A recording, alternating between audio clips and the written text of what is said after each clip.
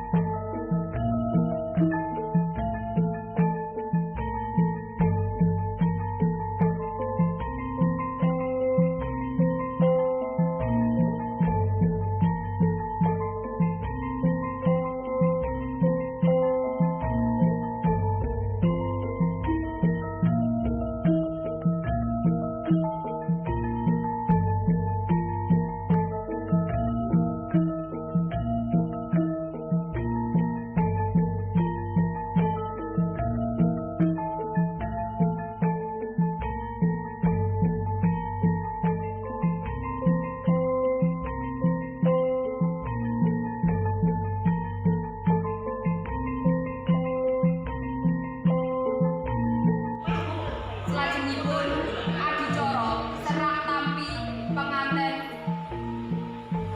kakung. Assalamualaikum warahmatullahi wabarakatuh. Kawula nuwun Bapak utawa Thomas utawa Dimas ingkang anggapan wajib luhur wonten ing madyaning bagian punika minangka suling sarera saking Bapak ingkang tumungkul karsa sekalian garwa ingkang satuhu bagya mulya sowan kula ing ngarsa panjenengan minangka duta sarayanipun Bapa ingkang pidalem ing dedunung tiyang sepuhipun pengantin kakung. Saderengipun kula ngaturaken menggak wigatosing wisowan kula keparana langkung rumiyin kula ngunjukaken saka syukur tuwin sembah puji ing ngarsa dalem Gusti ingkang Maha Suci.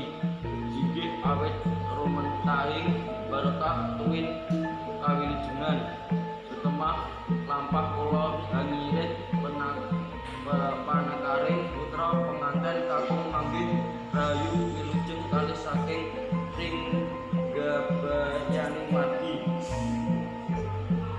minangka purwakaning atur kula kenen ngaturaken salam taklimipun Bapa sekalian mugi kaaturna Bapa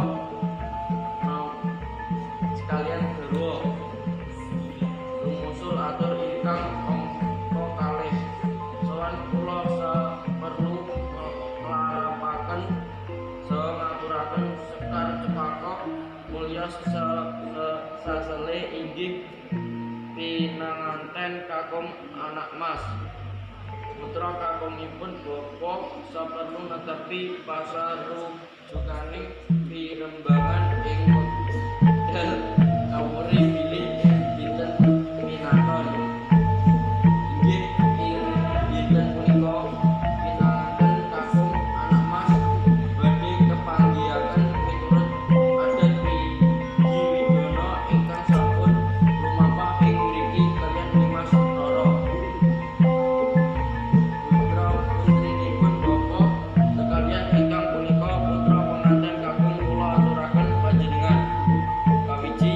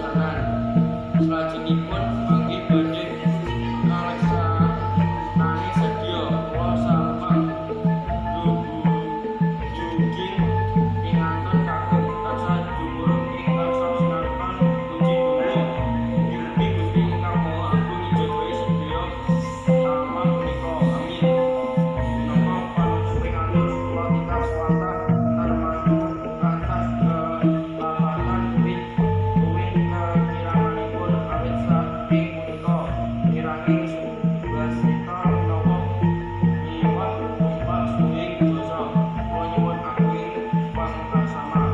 Wabillahi taufiq wal hidayah. Wassalamualaikum warahmatullahi wabarakatuh. Assalamualaikum warahmatullahi wabarakatuh. Para bini sepuh ingkang sampun ngapunten, bapak-bapak, ibu-ibu, para tamu kakung sumawon putri kadang muda-mudi ingkang sampun kula tresnani.